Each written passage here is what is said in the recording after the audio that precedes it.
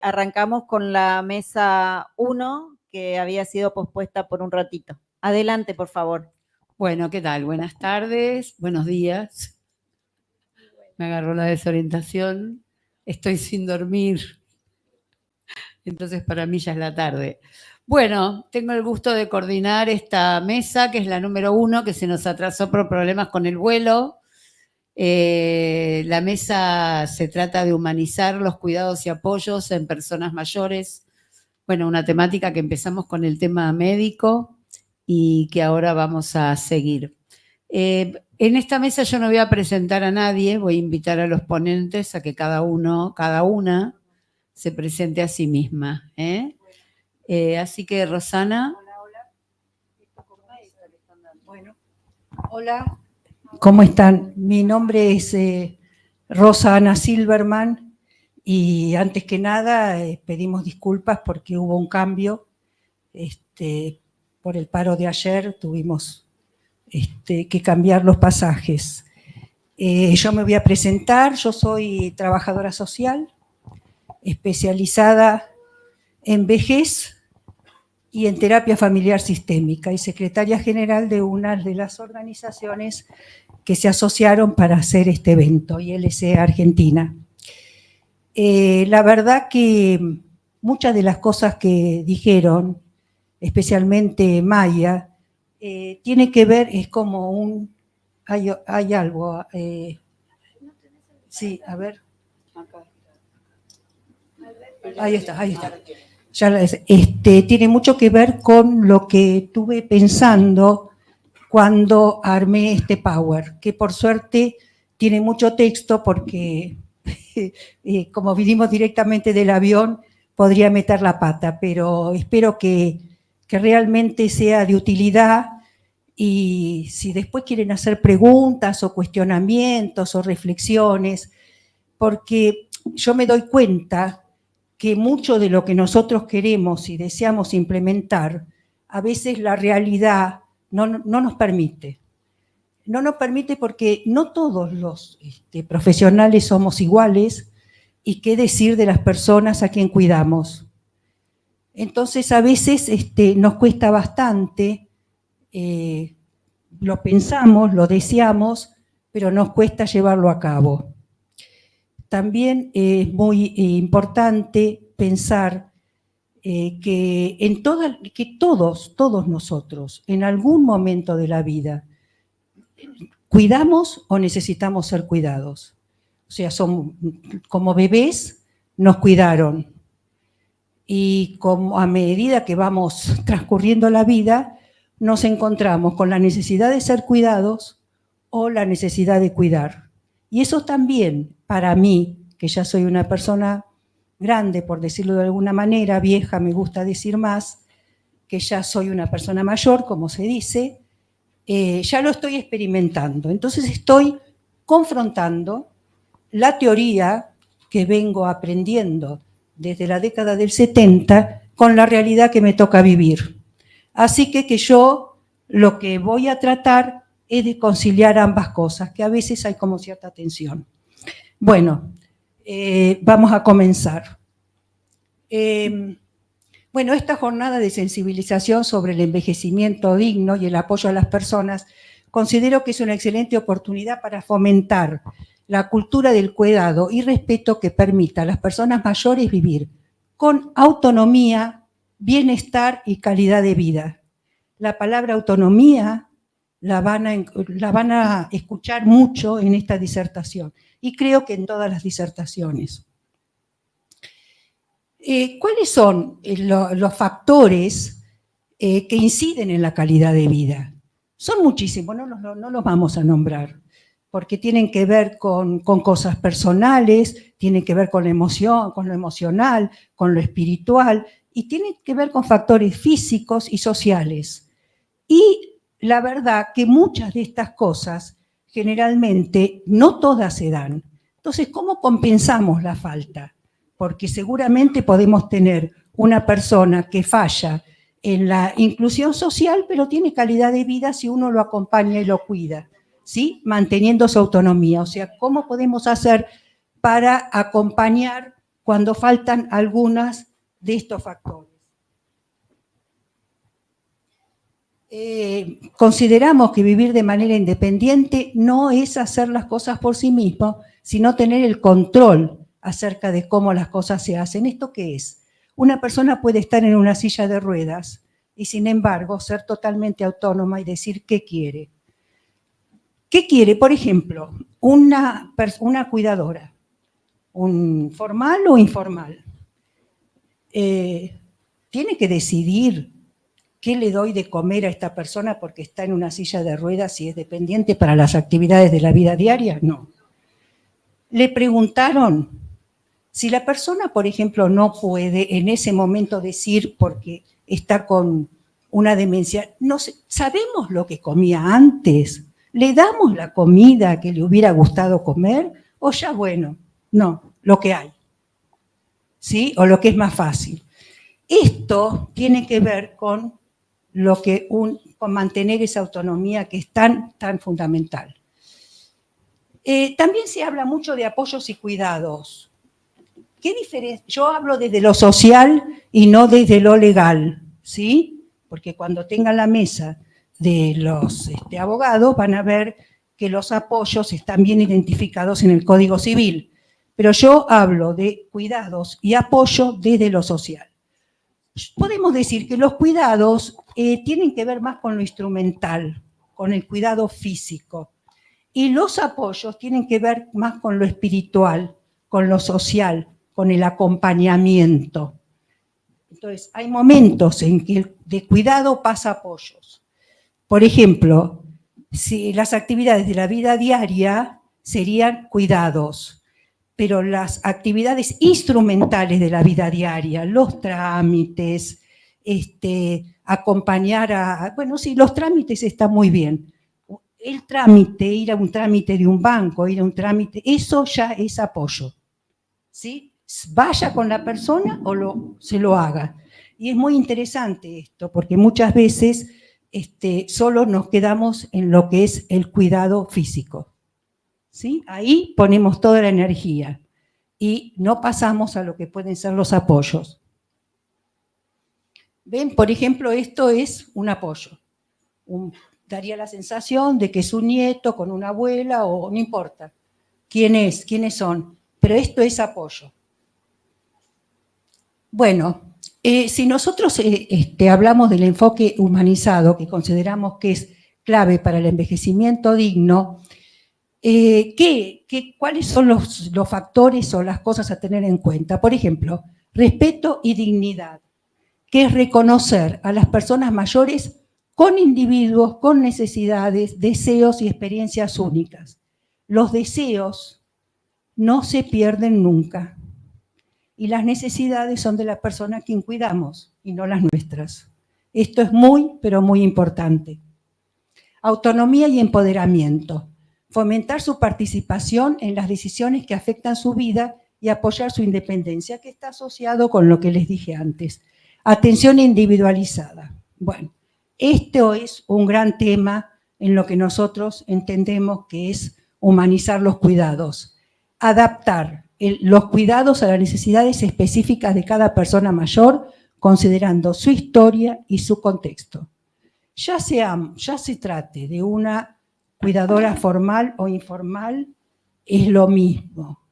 Hablemos, preguntemos qué hacía, qué no hacía, qué le gustaba, qué no le gustaba, a qué se dedicaba. Fomentemos que pueda contarnos y relatarnos. La persona mayor, cuando deja y más si fue una persona que se destacó en algo, le gusta que le reconozcan, que puedan hablar, que puedan contar y que se sientan como si estaría en el mismo momento en que dejó de hacerlo. Es muy importante, pero para eso tenemos que conocer la historia. Es muy importante que conozcamos la historia. Comunicación efectiva, escuchar con atención, comprender sus emociones y facilitar la comunicación abierta y honesta. O sea, lo que decimos con la boca tiene que ver con la cara. Si nosotros decimos, ¿qué querés? O decimos, ¿qué querés? No es lo mismo. ¿sí? Por más que nosotros no nos demos cuenta, la persona sí se da. O sea, lo importante es realmente acercarnos bien, poder hablar bien. Y sabemos que esto a veces no se da porque estamos desbordados. Entonces, contemos hasta 10, pensemos qué estamos haciendo acá y después recién nos acercamos y preguntamos. Cuidados formales. Por ejemplo, es muy importante que se pueda hacer una evaluación integral, realizar una evaluación completa de las necesidades de la persona mayor para crear un plan de cuidados individualizado. Esta es la clave. Cada persona necesita su plan de cuidados. No es un combo, no viene enlatado. Cada persona necesita otras cosas. Se arma una rutina de acuerdo a lo que la persona necesita.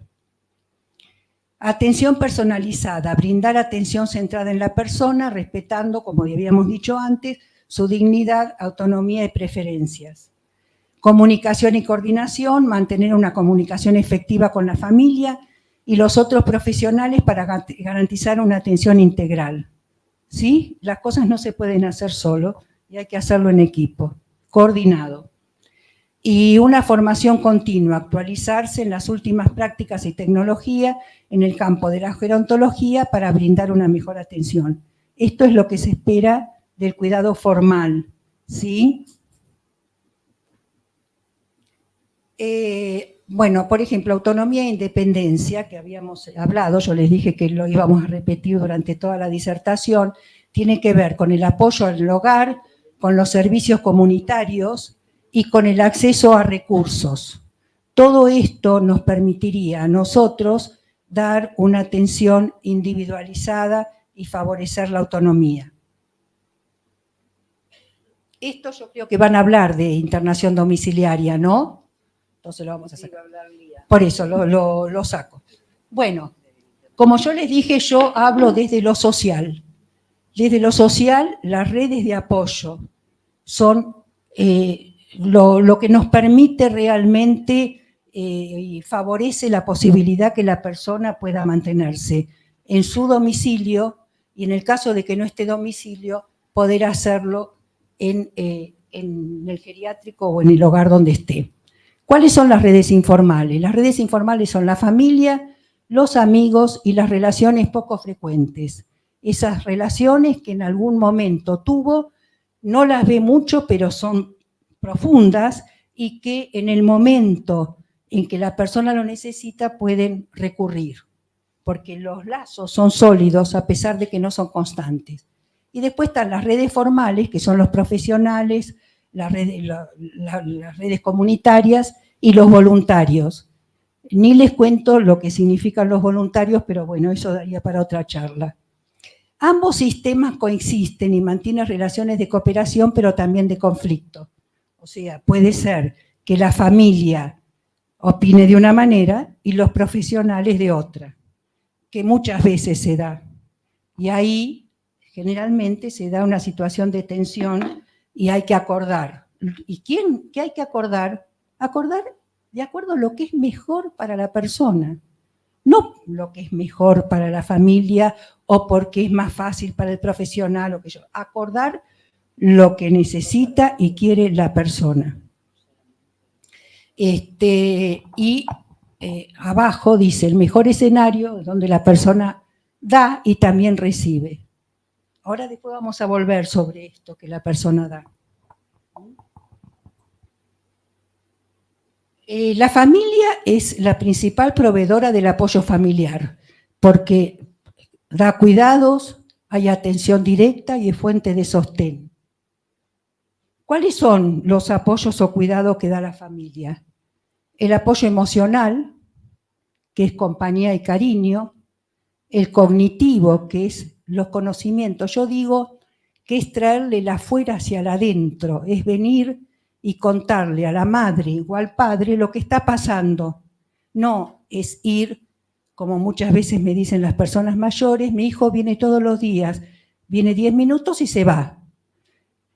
el muchacho o la chica se queda contento porque yo vi a mi mamá y mi mamá estaba bien, pero la madre siente que vino y se fue.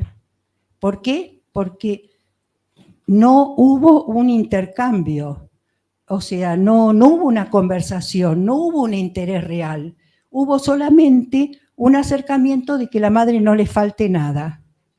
Eso no es lo que buscamos en el cuidado humanizado.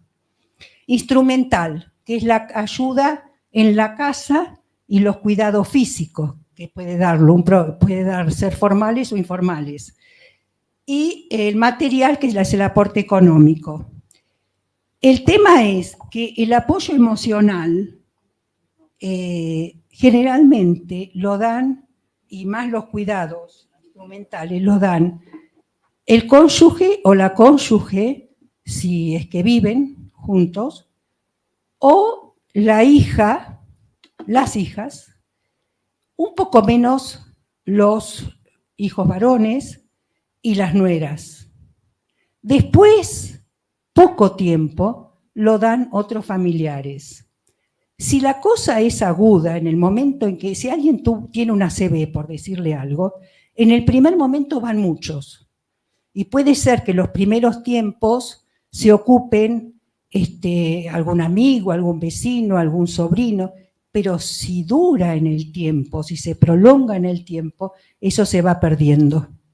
¿Sí? Y entonces ahí nos damos cuenta que los que más acompañan son las mujeres, ni qué hablar, los cuidados son femeninos, siguen siendo femeninos, da para conversarlo y mucho, pero con respecto a la ayuda familiar, el cónyuge o la cónyuge es el que va a estar ahí, el que va a estar aunque se hayan llevado mal. Va a ir al médico y le va a decir ya no doy más, pero va a seguir estando ahí. Y las hijas mujeres también. El tema es que se pongan de acuerdo en quién, hay discusiones internas, yo voy y vos no vas, pero bueno, son situaciones particulares.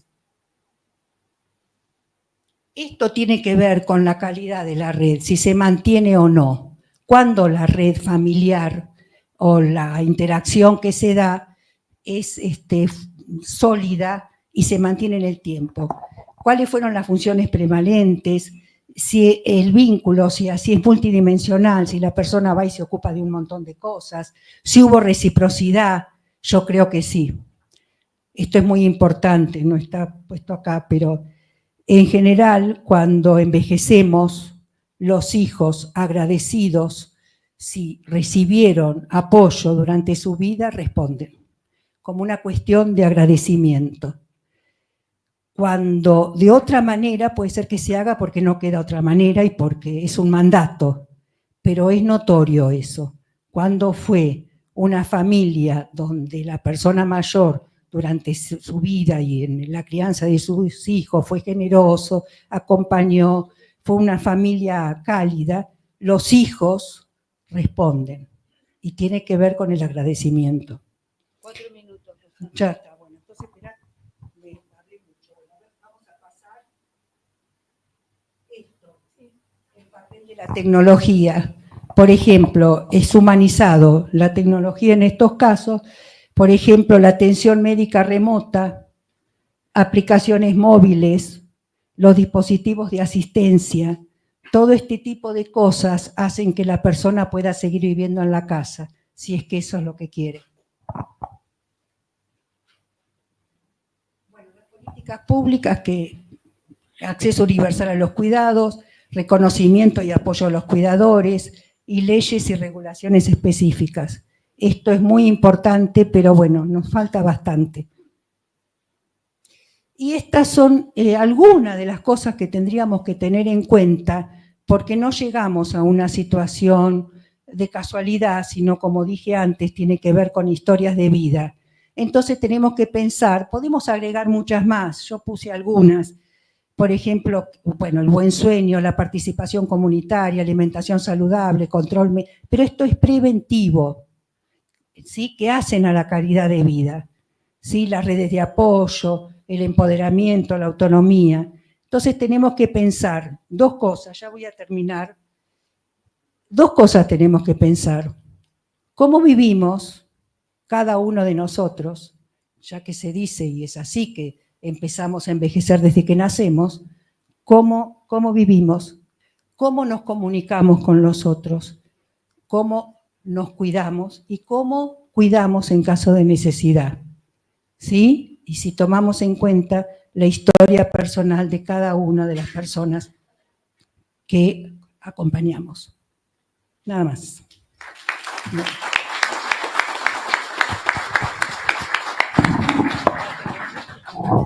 Hola. Muchísimas gracias, Rosana.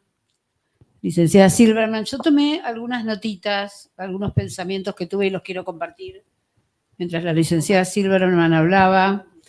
Y es, ¿qué es esto de cuidar? Y cuidar es como le gustaría ser cuidado o cuidada a la persona si pudiera elegir, ¿no? Dice, cuídalo como si fuera tu mamá, cuídalo como si fueras, como te gustaría que te cuiden a vos. No, ¿no? Considerar si la persona pudiera elegir qué tipo de cuidado elegiría.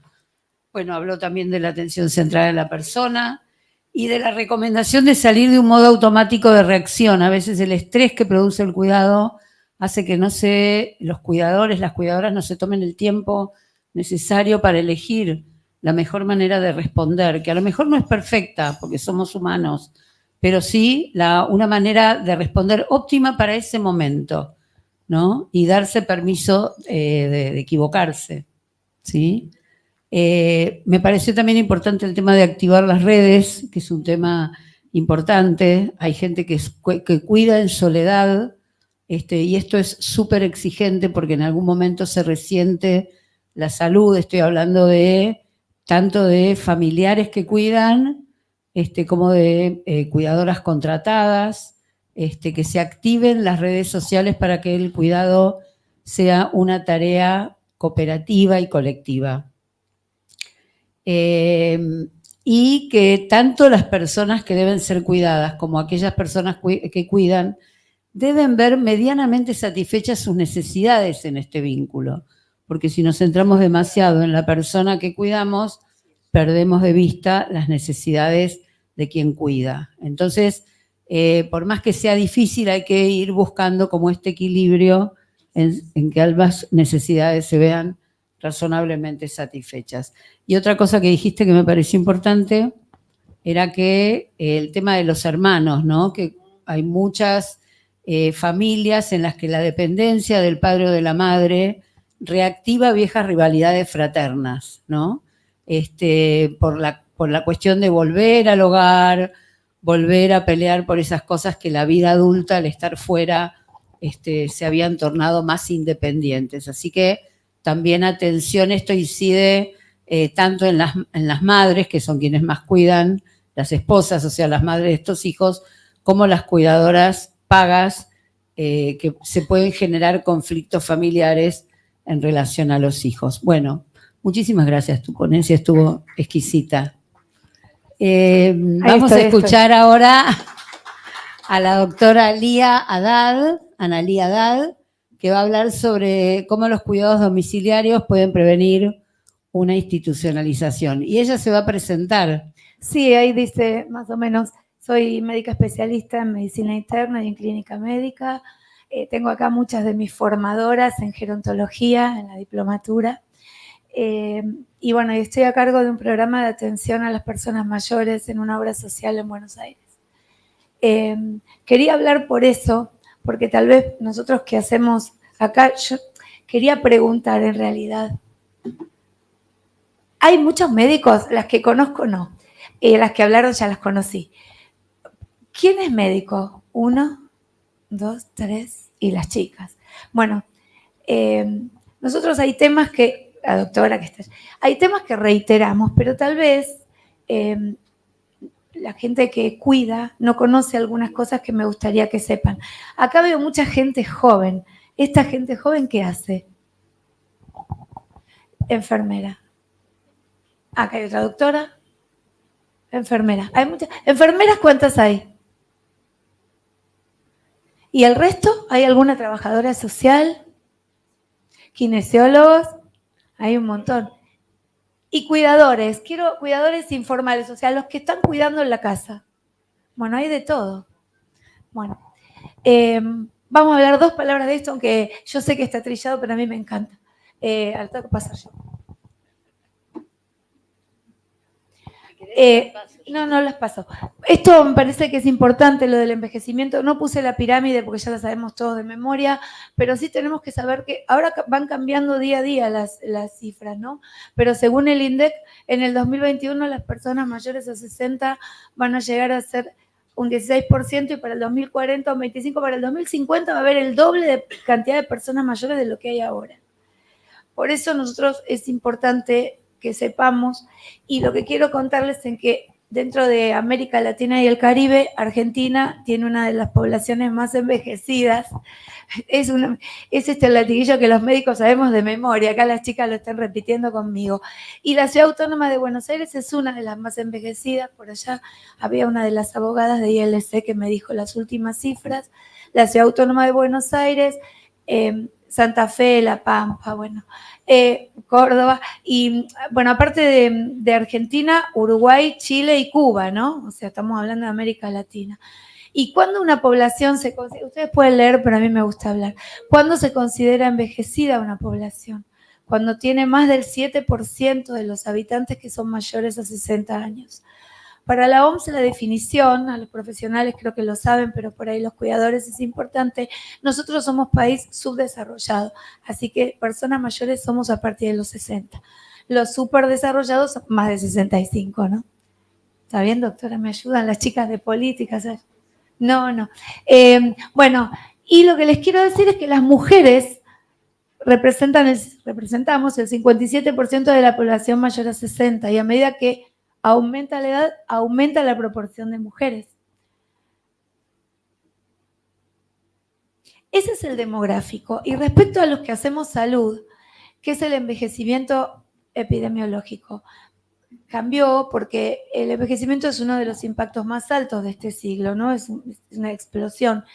Y ya pasamos de las epidemias, de las enfermedades infecciosas, infectocontagiosas, a las enfermedades crónicas. Y vamos, digamos, por eso vivimos más tiempo y fomentamos que vivamos con más calidad, porque hay más herramientas, porque hay más tecnología, porque hay más conocimiento. Bueno, y ahí dice, ¿no? Disminución. Y lo que quiero decir es, las enfermedades no son de la vejez. Las enfermedades ocurren en la vejez.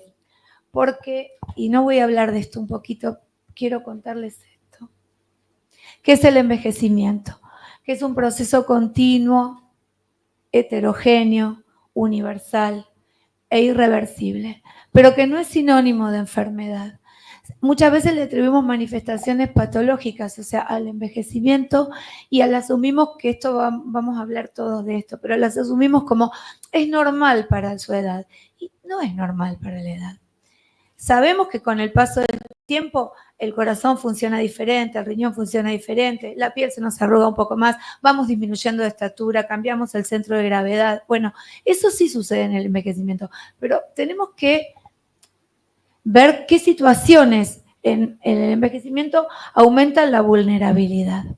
Y ahí es donde tenemos que apuntar nosotros, los que hacemos salud.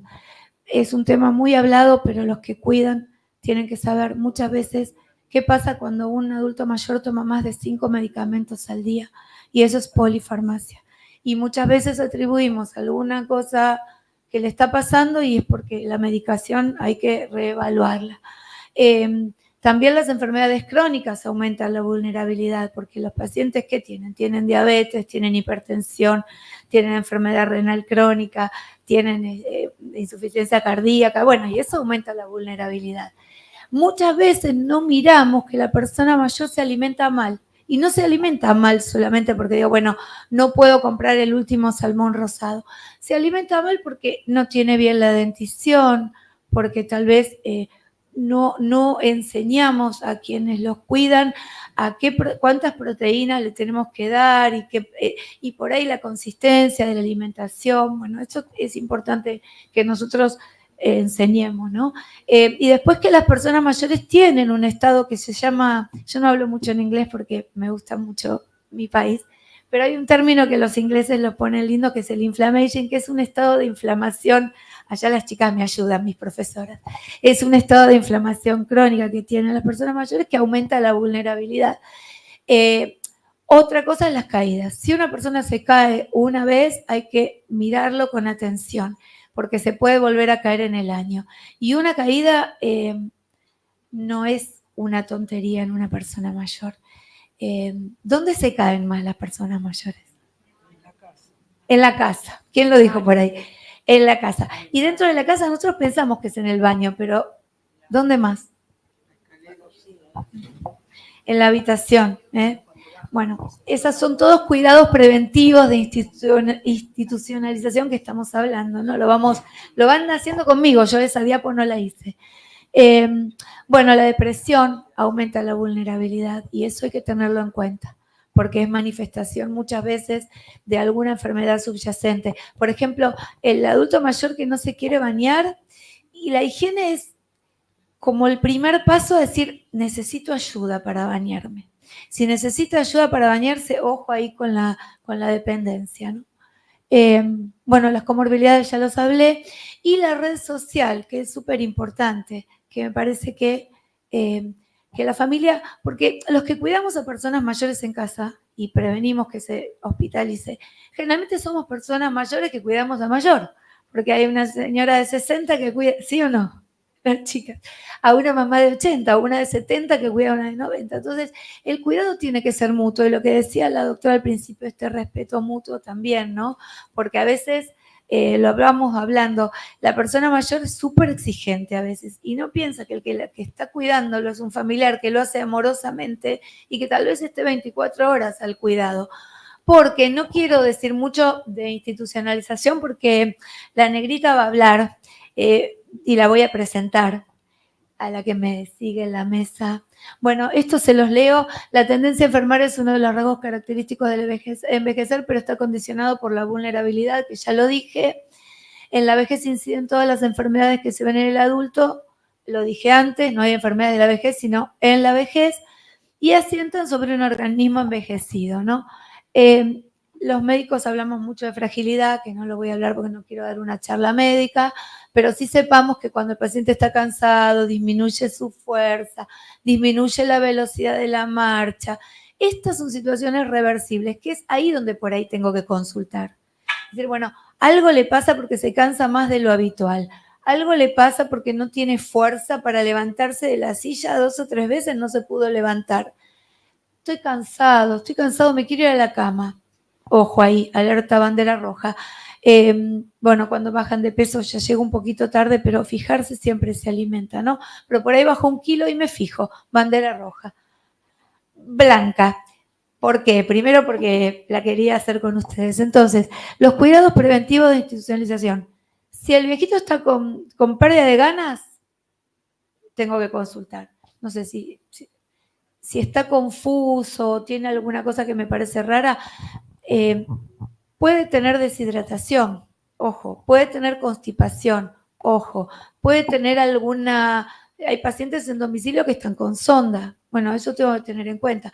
Hay pacientes en domicilio que no es lo mismo que estén lúcidos que estén con cierto deterioro cognitivo. No es lo mismo que estén con dificultad en la marcha que estén postrados. Los cuidados no son los mismos, ¿no? Las úlceras por presión o las lesiones por presión, el que está cuidando a un familiar que está postrado, el colchón de aire acompaña, pero no es 100%, ¿no? Hay que rotarlo, hay que tener cuidado en la piel, porque aparte con el paso del tiempo la piel se pone más fina. Bueno,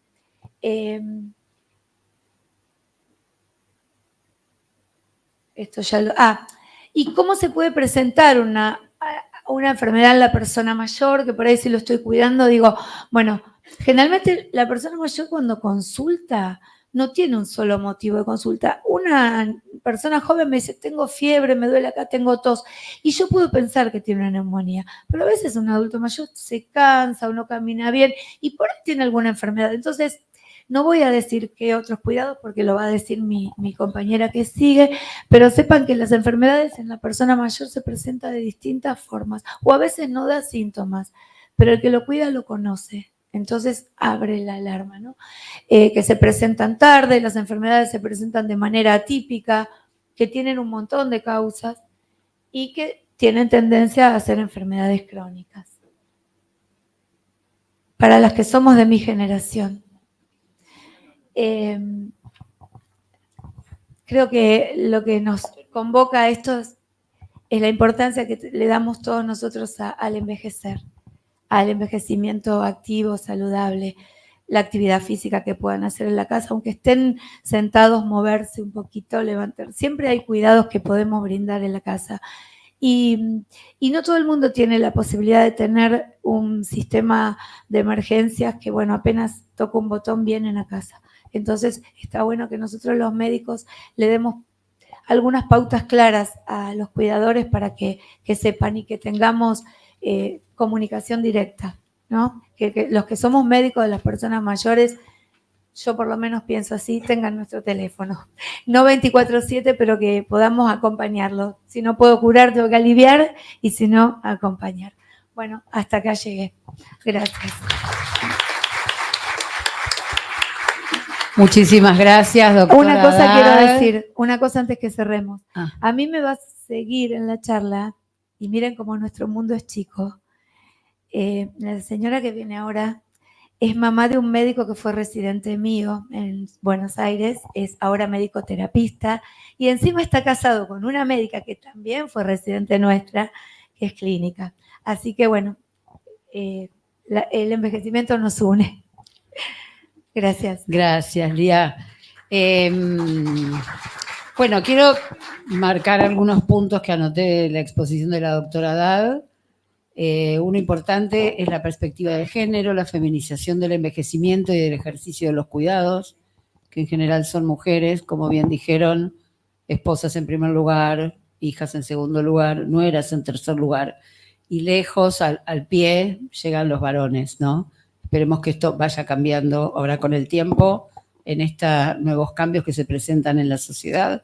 La doctora también llamó la atención sobre los factores que incrementan la vulnerabilidad, prestar atención a eso, como por ejemplo las caídas en la casa, y también como un signo de alerta, la resistencia de las personas que son cuidadas a recibir ayuda, porque este negativismo podría estar encubriendo alguna situación de depresión, por ejemplo. Y un tema importante que es cómo aprender a poner límites con amabilidad desde la persona que tiene que cuidar cuando hay sobreexigencia de cuidados por parte de quien debe ser cuidado, ¿sí? Bueno, esto quería decir. Y ahora voy a presentar a María Isabel Cisneros. Me encanta cómo constituyeron esta mesa porque tenemos una trabajadora social, una médica y una familiar que va a relatar su experiencia, así que van a tener como las tres miradas diferentes. Bueno, buenos días. ¿Está bien funcionando esto? Sí, tienes que hablar de más, ponételo más en la boca.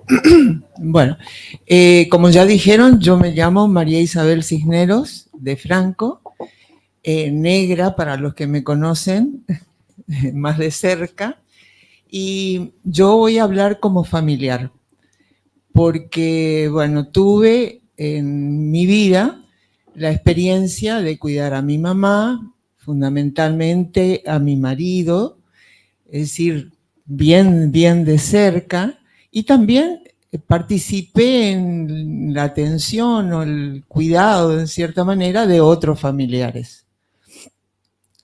Bueno, lo primero que quiero señalar es algo que ya dijo acá la señora, es que el cuidado de un adulto mayor generalmente recae sobre un familiar y no es tarea para realizar una sola persona. Esa persona que está a cargo del adulto mayor tiene que tener el auxilio, compartirlo con otras personas. En primer lugar están los otros familiares, los otros hijos, los hermanos, los nietos. Entonces es muy importante desde el principio organizarse como familia y cada uno en la medida de sus posibilidades horarias, decir y hacerse cargo de distintos horarios, digamos, para que la persona que está a cargo del cuidado, sea familiar o no, tenga su tiempo para hacer otras cosas y así también poder funcionar como corresponde. Bueno, por ejemplo, cuando yo la cuidaba a mi mamá, mi hermano, él iba todos los martes a la tarde a merendar con ella y quedaba hasta la noche. Si él no podía, iba alguno de sus hijos. Y los viernes se reunían en casa los hermanos de mamá, que en ese momento había 3 hermanos, una cuñada, los viernes se reunían a tomar el té y para ellos también, no solo para mamá, sino para todos los otros, era un acontecimiento porque hablaban y se contaban cosas de su juventud, de su niñez. Era una fiesta para ellos. De vez en cuando se sumaba alguna de las consuegras, amigos, y bueno, y a mí, cuidadora, me venía bien porque yo ya sabía que los martes a la tarde, los viernes a la tarde, yo podía disponer de un tiempo para hacer cosas mías, ¿no es cierto? Para distraerme. Lo mismo, algún familiar puede llevarla, yo hablo, aunque también cuidé a mi marido, por ahí hablo en femenino porque más años estuve a cargo de mamá, y que vaya a comer, a pasar el día en la casa de otro de los hijos. Bueno, eso en cuanto a los familiares. Los amigos también cumplen un rol muy importante en la atención del adulto mayor. Mi marido tenía otro problema. Físicamente estaba de 10, pero tenía un problema, empezó con a tener una demencia. Tenía diagnóstico de Alzheimer o demencia ¿cómo era? Frontotemporal.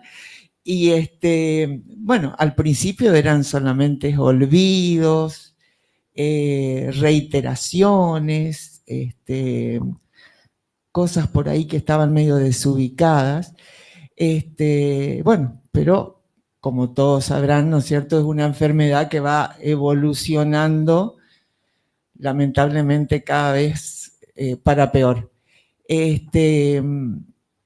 Y ahí con mi marido jugaron un papel importantísimo mis amigos.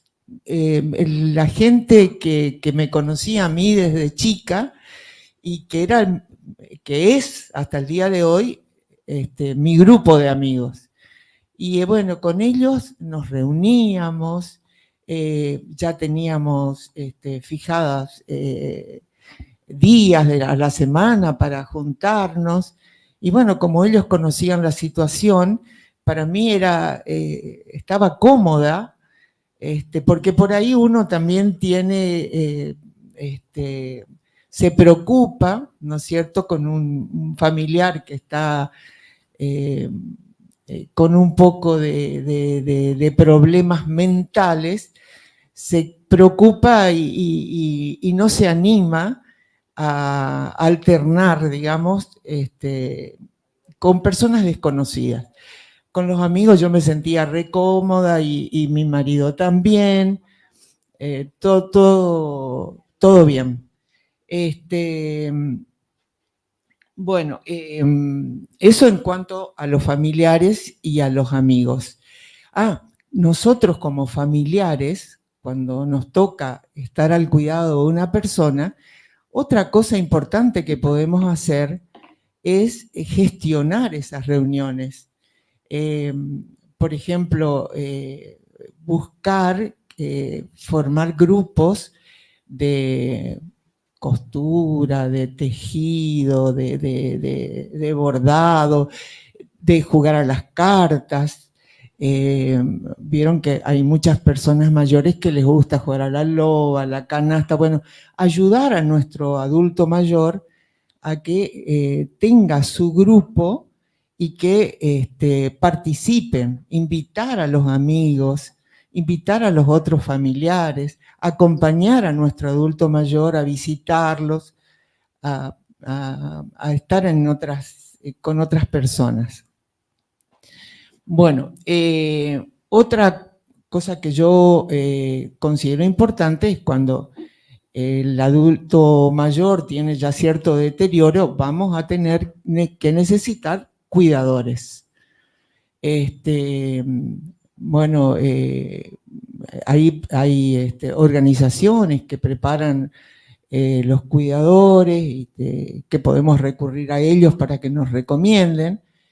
Y bueno, por supuesto, el adulto mayor se resiste, pero bueno, hay que buscar la vuelta para encontrar ese encuentro, porque después se terminan acomodando a la nueva situación y no se oponen, al contrario, se dan cuenta que el cuidador los puede llevar a pasear, los puede sustituir en algunas actividades que ellos ya no pueden hacer. Por ejemplo, mamá salía de compras con su cuidadora, las compras para preparar la comida. Entonces, mamá la guiaba a la cuidadora cómo tenía que hacer para preparar la comida, conversaba con ella. Dos de las cuidadoras de mamá eran muy religiosas, y entonces rezaban con ella, le gustaba eso. Y bueno, es muy necesario, no tenemos que resistirnos porque es una ayuda muy importante. Sobre todo a mí, por ejemplo, me tocó que en la época que cuidaba a mamá yo todavía trabajaba.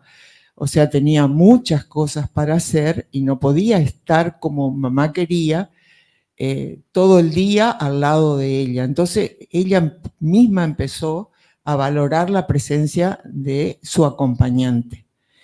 En el caso de mi marido, me resultó de muchísima ayuda un personal trainer. La psicóloga que lo atendía, con la que hacía estimulación cognitiva, me recomendó un personal trainer. Entonces, un muchacho iba todos los días, 1 hora, un poco más, y salían a pasear, a caminar, que era lo que a mi marido le gustaba. Y si yo necesitaba hacer alguna tarea o algo que no podía acompañar, ir con mi marido, él se encargaba de entretenerlo mientras yo estaba haciendo, generalmente eran visitas al médico, ese tipo de cosas. Bueno, hay otros cuidados que yo considero que son importantísimos y que, bueno, el familiar no los puede hacer, pero sí los puede gestionar. Por ejemplo, algo de lo que ya se habló, que el adulto mayor tenga su médico de cabecera, un clínico de cabecera, que es el que dirige todo, digamos. El clínico va a derivar según las necesidades, pero en principio es el que dirige todo, la medicación y todo lo demás. Y la importancia de poder recurrir a una persona que esté siguiendo la evolución de ese adulto mayor, para conocer lo que también destacaron hoy, que el médico tiene que conocer a su paciente. Y desde el principio uno tiene que no conformarse, decir, bueno, ya está viejito, ya es así nomás, esto ya es problema de la vejez. No, no, hay que consultar porque hay cosas que por ahí uno las toma como que son problemas de la vejez y no es así. Les cuento una anécdota de una cosa que nos pasó. Mamá se cayó en el baño y se golpeó y una de las cosas que se golpeó fuerte fue la cabeza. No se rompió ningún hueso, estuvo dolorida un tiempo, se le pasaron los dolores, volvió a su vida normal. Al cabo de un mes, más o menos, empezó a tener alucinaciones. Empezó a ver que había agua en el piso, quién escribió todas las paredes, y esos pollitos, esas gallinas, ese cacho de banana que está ahí sobre la cama. Bueno, a mí me dio una desesperación, a mí, a toda la familia, por supuesto. Está haciendo una demencia, está demente. Bueno, si yo me quedaba con eso, no, bueno, la dejábamos a ella así como está y aparte la carga de angustia que teníamos todos. Por supuesto, yo recurrí a su médico de cabecera y bueno, el médico le hizo los estudios necesarios y qué sé yo, y me dijo, no, esto es algo transitorio, es a raíz del golpe que tuvo, creo que me dijo edema subdural, y bueno, efectivamente con la medicación se le fue pasando poco a poco y mamá tuvo 9 años más de lucidez. Por eso yo digo, la importancia de tener un médico que esté conociendo el caso, conociendo el paciente y poder recurrir a ellos. Hay cosas que a veces suceden a la noche, fines de semana, días feriados, que nos angustian, nos desesperan. Entonces, otro de los apoyos que yo creo importante es tener estos servicios de enfermería y médico a domicilio, que te sacan fácilmente del apuro. A mí me pasó con mi marido, por ejemplo, que se me cayó varias veces, se me cayó durante la noche. Se levantaba para ir al baño y no sé si se mareaban, no sé, sinceramente lo encontraba en el piso. Yo sola con él, ¿cómo lo levantaba? Recurría al servicio de enfermería y médico a domicilio, bueno, me ayudaban, lo levantaban. En otros casos, tanto de mamá como de mi esposo, fiebre altísima. Yo no sé manejar, no lo podía llevar al médico de guardia, entonces recurría al servicio de medicina y enfermería a domicilio. Por supuesto, después acudía al médico de él o de ella para decirle lo que había pasado, pero en el momento necesitamos ayuda y esa ayuda nos brindan estos profesionales de la salud. Bueno, en cuanto a los cuidados, paso a los cuidados, esos son todos los apoyos que tenía pensado. Los cuidados. Al principio, yo estoy hablando en el caso de mi esposo, las pérdidas, pero creo que eso es medio común en todos los adultos mayores. Yo soy una adulta mayor y también se me pierden las cosas. Las llaves, el teléfono celular, los anteojos, los documentos, las tarjetas. Entonces, tenemos que acostumbrarnos desde el principio a poner las cosas en determinado lugar. Que haya un lugar para cada cosa y que cada cosa esté en su lugar. Eso nos va a ayudar mucho y no vamos a perder ese tiempo que perdemos diariamente o no sé, con qué frecuencia, en andar buscando las cosas por toda la casa. Otra cosa, la seguridad. Hoy en día es importantísima la seguridad. Ojo con que no queden las puertas abiertas, las llaves puestas, todas esas cosas. Bueno, otra cosa importantísima en los cuidados, las caídas. Las caídas son algo terrorífico y las consecuencias de las caídas tremendas, tremendas. Yo le decía a la señora acá que yo soy especialista en caídas porque ya me caí no sé cuántas veces. Soy también una adulta mayor. Hay que ver las caídas en el baño, decían. Bueno, en el baño, en cualquier lugar de la casa. Cuidado con los objetos tirados en el piso. Cuidado en la pieza, la colcha de la cama, ¿cómo se llama? El edredón. Siempre queda colgando y bueno, uno mientras que está durmiendo por ahí se va a meterlo debajo del colchón. Ese cuidado hay que tenerlo siempre. Que no queden alfombras que se mueven, los trapos de piso por ahí que uno los deja para limpiarse los pies. Y bueno, no sé qué otros cuidados,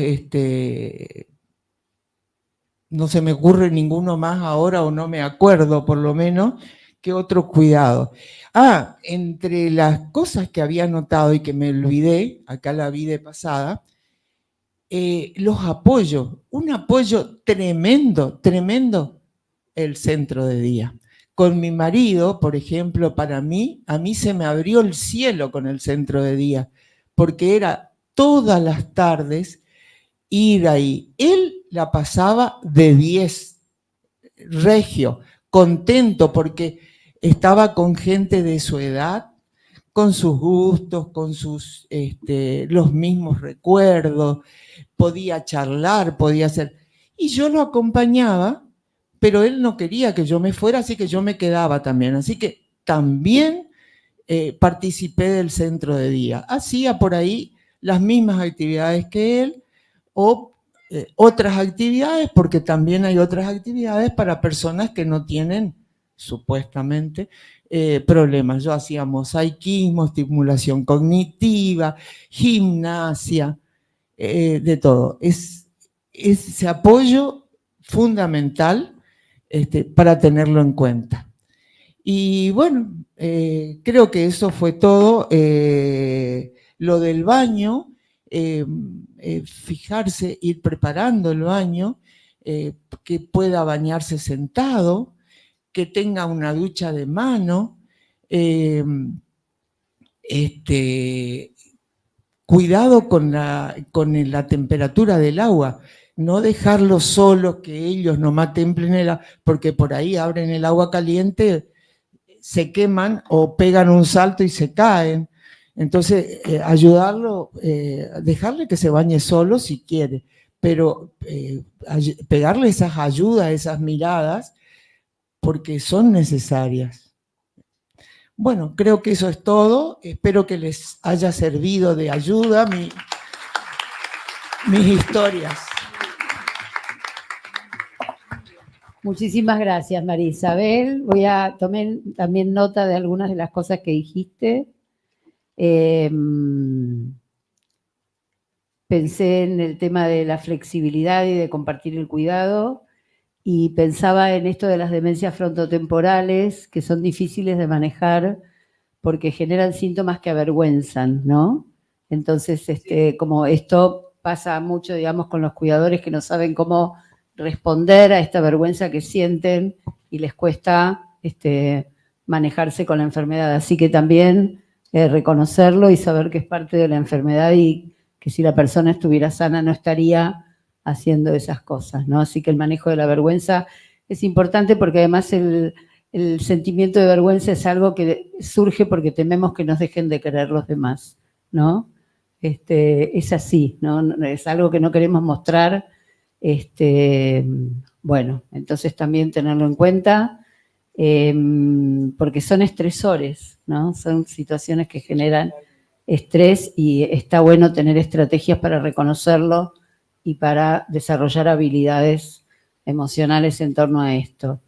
Es importante también que hablaste de en qué momento la familia toma la decisión de contratar ayuda externa, ¿no? Porque el cuidado por parte de los familiares es un cuidado dinámico porque la dependencia en general es progresiva y entonces la familia tiene que todo el tiempo estar adaptándose, agregando horas, cambiando, ¿no? Y entonces, bueno, ¿en qué momento en este aumento de la dependencia y la necesidad de asistencia se contrata ayuda externa en cuidadoras o, como comentaste, en un hogar de día que alivia el cuidado, ¿no? Y que se transforma como en un cuidado comunitario y no depende solo de la persona? La importancia de organizar de manera significativa el tiempo de quien es cuidado con actividades que le gusten, que tengan sentido, y que le mejoren el ánimo también, ¿no? Porque un buen ánimo por parte de quien es cuidado también mejora el ánimo de quien cuida, y entonces la tarea de cuidar no es tan, si bien es una tarea engorrosa y hay que ver el tema de la carga, también es una tarea satisfactoria el cuidado, sobre todo para en familiares, porque hay relaciones que fueron marcadas históricamente con mucho amor, ¿no? Y entonces, bueno, la tarea de cuidar como mamíferos que somos, ¿no? En el contacto con el otro y el cuidado también es algo que puede ser placentero. La importancia que nombraste de tener un profesional de cabecera que organice el tratamiento, que sea alguien de confianza, la organización de rutinas. Bueno, la verdad que interesantísimo todo lo que contaste. Muchísimas gracias. Y bueno, si alguien quería hacer una pregunta, no sé cómo manejamos el micrófono, le damos, a ver.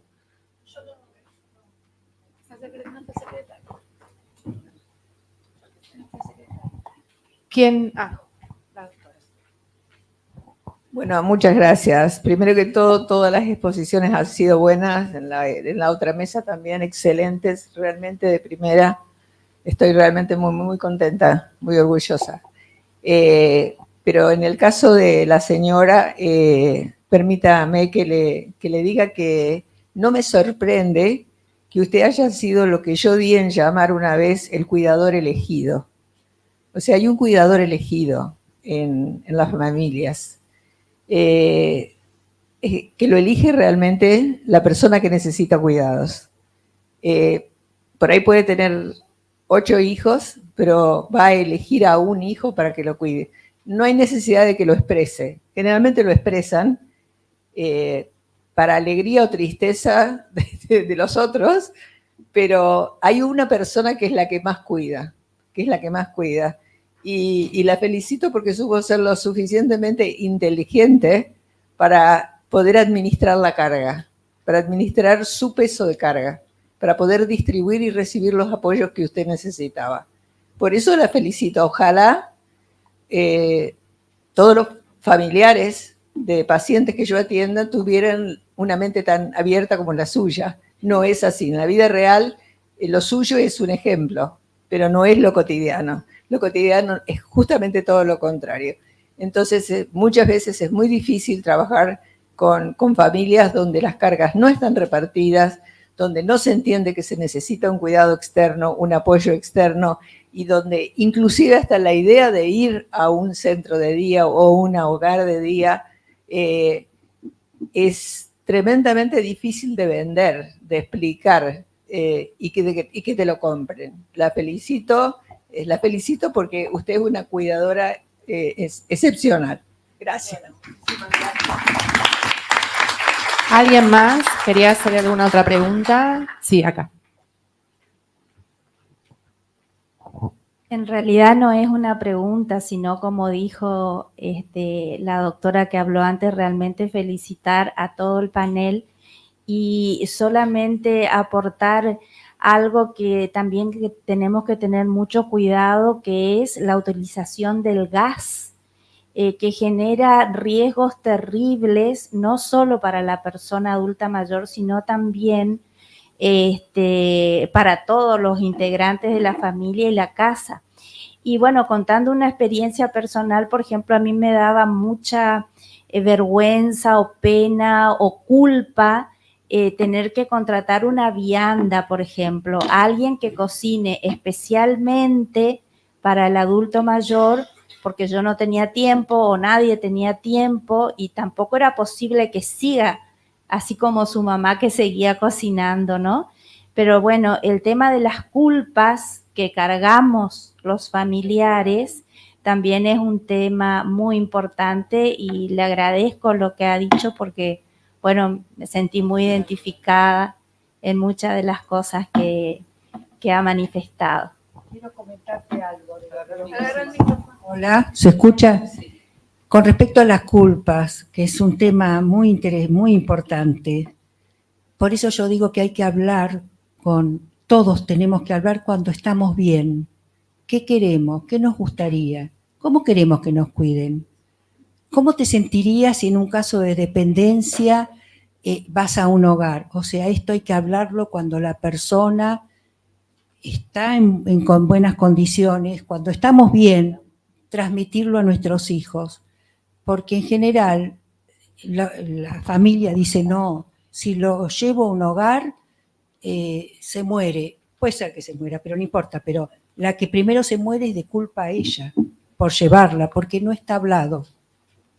Entonces eso mitiga, no es que saca, pero mitiga bastante.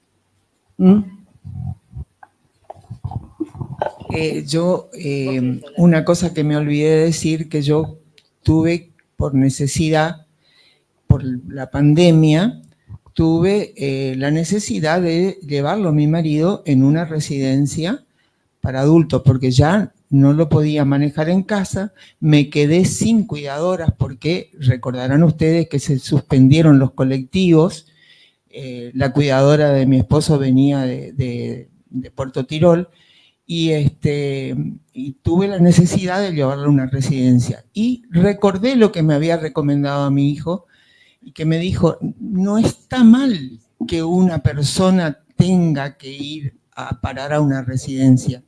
Lo que está mal es que lo abandonen ahí, que no se ocupen de él.